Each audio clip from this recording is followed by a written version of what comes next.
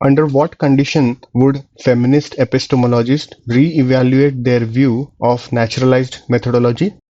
Where do we have this reference?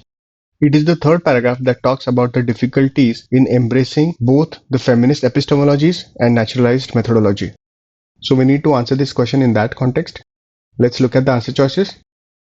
Answer choice E, science acquires a gender-neutral outlook. The third paragraph mentions that feminist theorists tend to view science as male-oriented in outlook, and so explaining knowledge on the basis of science is likely to be problematic for feminism.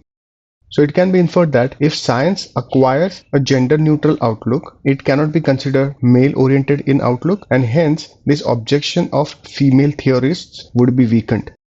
In other words, this answer choice indicates a condition under which the feminist epistemologist may re-evaluate their view of naturalized methodology. A good answer choice. Let's keep this on hold. Answer choice B, naturalized methodology intensifies its focus on individualism. The third paragraph mentions that naturalized epistemologists hold the traditional view that the primary epistemic agent is the individual, and it also says that the feminist theories reject this assumption. So if naturalized methodology intensifies its focus on individualism, the female epistemologists are going to further reject naturalized methodology rather than re-evaluate their view. So this answer choice is incorrect. Let's eliminate it. Answer choice C, psychology is able to explain the social character of epistemology.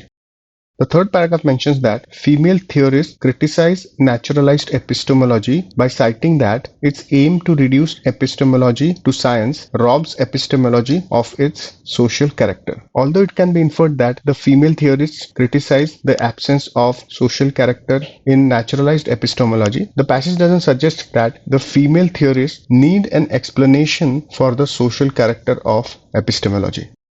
So this answer choice cannot be established as an objection of feminist epistemologists, and hence does not indicate a condition under which the female epistemologists may re-evaluate their view.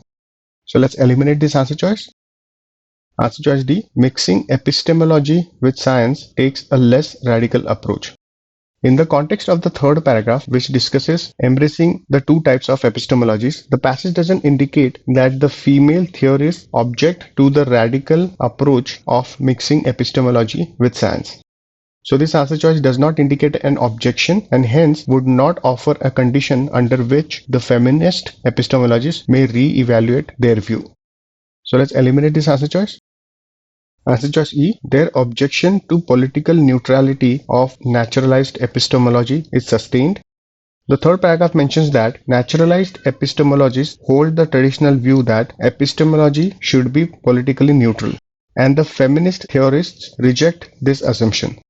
So if this objection is sustained, it can be inferred that the female epistemologists would continue to reject the assumption made by naturalized epistemologies, and hence they would not re-evaluate their view about naturalized methodology.